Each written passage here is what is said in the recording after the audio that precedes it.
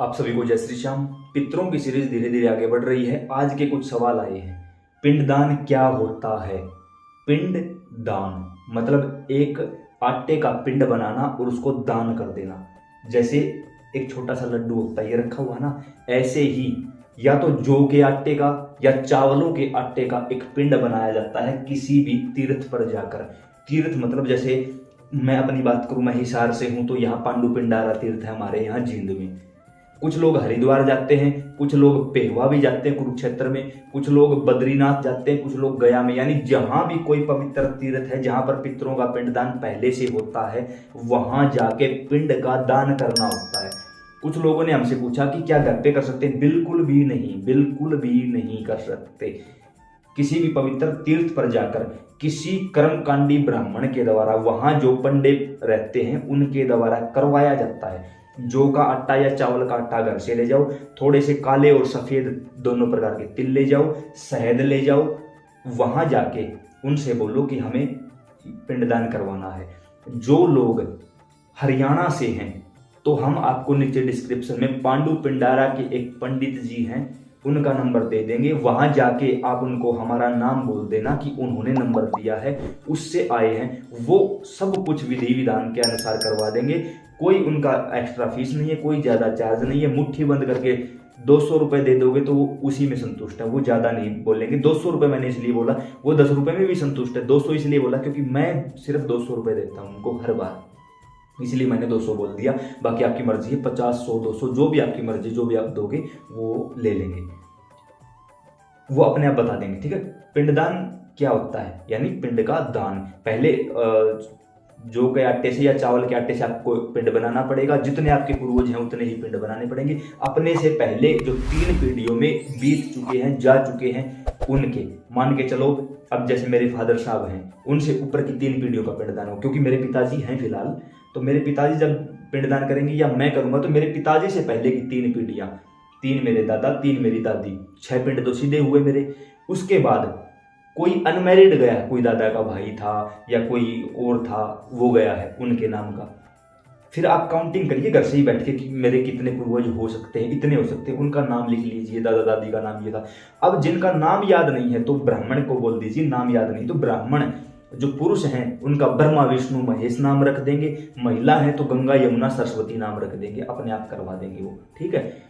एक पिंड बनता है भूले बिछड़े लोगों का, यानी हमें याद ही नहीं, कोई बच्चा माँ के पेट में गया हो या हमारे बुजुर्गों ने हमें कुछ बताया नहीं, कोई एक आधे छोटा बड़ा और मरा हो, उनके नाम का एक पिंड बनता। तीर्थ के नाम का, जिस तीर्थ पर गए हो, हरिद्वार गए हो तो वहां का, पांडु पिंडारा गए हो वहां का, उस तीर्थ के नाम का एक पिंड बनता है, वो बनेगा।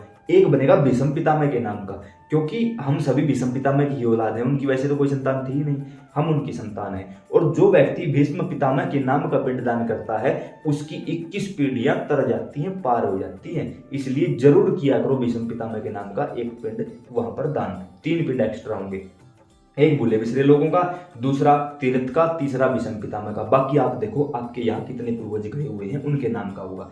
कैसे होता है पिंडदान? कैसे होता है बताया ना, चावल के आटे से या जौ के आटे से। उनको जब आप वहां जाओगे ब्राह्मण के पास, वो बता देंगे चावल का आटा है, किसी थाली में डालो, थोड़ा सा उसके अंदर तिल मिलाओ, थोड़ा सा उसके अंदर शहद मिलाओ और पानी डाल के जैसे आटा गूंथा जाता है वैसे ही उसको गूंथ लिया जाता है और लड्डू की तरह छोटे छोटे पिंड बना लिए जाते हैं।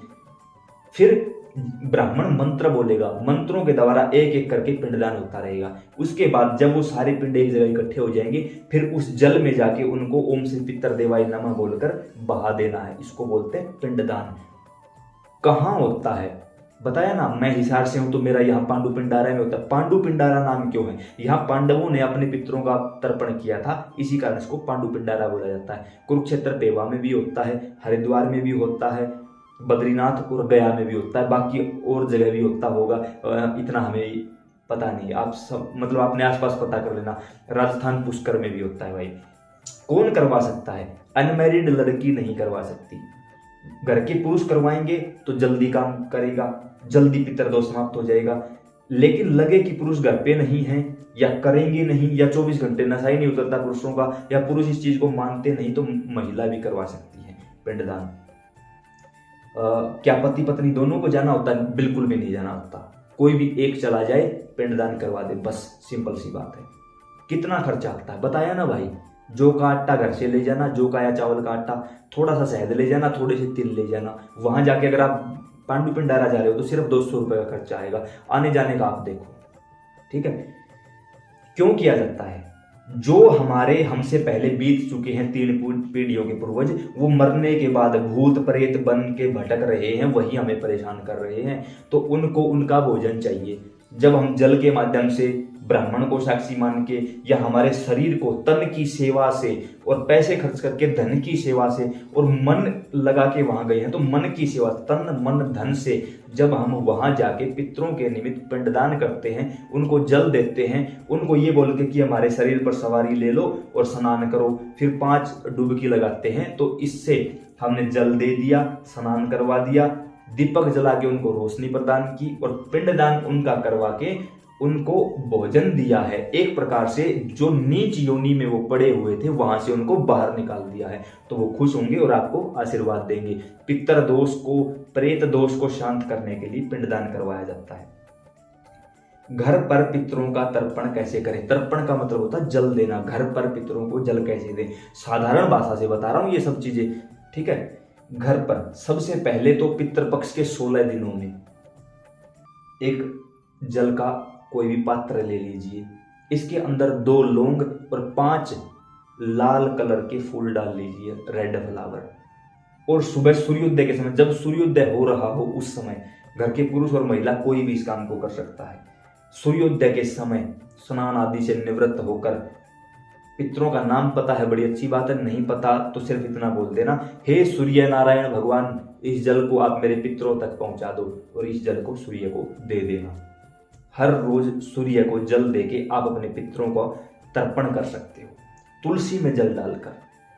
तुलसी एकादशी और रविवार को तुलसी में जल नहीं डाला जाता, बाकी दिन आप तुलसी में जल डाल सकते हो। सूर्य को आप हर रोज दे सकते हो। फिर बेलपत्र में जल डालकर, बेलपत्र में, पीपल में या वट वृक्ष में जल डालकर पितरों तक पहुंचाया जाता है। लेकिन पीपल में रविवार को और एकादशी को जल नहीं दिया जाता। तो ऐसे में बेलपत्र एकमात्र ऐसा वृक्ष है जिस पर कभी भी जल चढ़ाया जा सकता है, किसी भी समय, किसी भी दिन। उन पर जल समर्पित करके आप बेलपत्र से प्रार्थना कर सकते हो कि इस जल को मेरे पितरों तक पहुंचा दो, पहुंचा दिया जाएगा। आसपास ये देखिए कोई शिव मंदिर हो, लगातार 16 के 16 दिनों में शिव मंदिर में जाकर वहां पर जल डाल दीजिए। आप शिव भगवान को जल समर्पित करोगे, आपके पितरों तक पहुंच जाएगा। बोल दो कि मेरे पितरों तक इस जल को पहुंचाइए। ये होता है घर पर पितरों का तर्पण करना। आसपास कोई पवित्र तीर्थ है तो वहां जाके स्नान कर लीजिए, वहीं नदी में खड़े खड़े, तालाब में खड़े खड़े अपनी अंजलि में जल भर के पितरों को समर्पित कर दीजिए। इसको बोलते हैं पितरों का तर्पण करना। सारी बातें मैंने साधारण तरीके से आपको समझाई हैं, जो कि अनपढ़ व्यक्ति भी कर सकता है। क्यों? हमारे साथ जो प्रेमी जुड़े हुए हैं हरियाणा, राजस्थान, पंजाब, दिल्ली के, वो कुछ प्रेमी, कुछ क्या ज्यादातर ऐसे लोग जुड़े हुए हैं जिन्हें इस बारे में जानकारी भी नहीं है, और वो बोलते हैं कि हम विधि विधान से कर नहीं सकते। तो आप लोगों के लिए साधारण भाषा में ये शब्दावली समझाने की कोशिश की गई है। अब अगर लगे कि मुझे समझ में भी आया है तो पहली बात तो ये काम आपको करना है। दूसरी बात, इस वीडियो को लोगों तक पहुंचाना है। तीसरी बात, लगे कि ये बंदा व्यूज के चक्कर में शेयर करवा रहा है, मत भेजना, अपने मुख से बोलकर दूसरे को बता देना, वो तो ठीक है, बाकी आप लोगों की मर्जी भाई। यहां आज अगर बैठा हूं तो पितृ कृपा से बैठा हूं, यहां बैठ के फ्री ऑफ कॉस्ट वीडियो बनाई, आप लोगों के सामने वीडियो आई, जैसा बताया वैसा ही किया, आपके पितृ खुश हुए, तो आपकी कमाई का 16% हिस्सा मेरे पास आने लगा। आप जो जाप करके आपने भगवान का नाम लेके जो कमाई की है, 16% हिस्सा यहां बैठे फ्री में लेता हूं, और आप लोग रोक नहीं सकते। मुझे पता है क्यों? क्योंकि कलम आपके हाथ में नहीं है, मेरे हाथ में नहीं है, उसके हाथ में। वो अपने आप 16% हिस्सा मुझे दे रहा है। यहां जो आप पैसा कमाते हो उसका भी ऑटोमेटिक 16% हिस्सा मैं कमा रहा हूं। क्यों? क्योंकि कहीं ना कहीं मेरी वीडियो देखकर आप लोगों के पितृ खुश हुए, आमदनी बढ़ी, तो उसका हिस्सा तो मुझे मिलेगा। इसीलिए बार बार आप लोगों को बोलता हूं, जितना ज्यादा लोगों को पितरों के बारे में बताओगे, जितना ज्यादा इन वीडियो को शेयर करोगे लोगों तक, उनका 16% हिस्सा आपको मिलने लग जाएगा, क्योंकि कोई ना कोई माध्यम होता है। पितर तो आगे डायरेक्ट बताते नहीं या बता सकते नहीं, क्यों? क्योंकि आपने कभी उनको माना ही नहीं। तो माध्यम बना मैं माध्यम बना, तो याद रखना भाई, मीडिएटर कमीशन खाता है। मैं अगर इस समय यहाँ बिचौला हूं तो मैं कमीशन खाऊंगा, 16% हिस्सा। आप नहीं दोगे, वो देगा, अपने आप देगा। आप दोगे नहीं, मैं लूंगा नहीं, लेकिन वो अपने आप दे देगा, क्योंकि कलम उसके हाथ में है। जय श्री श्याम।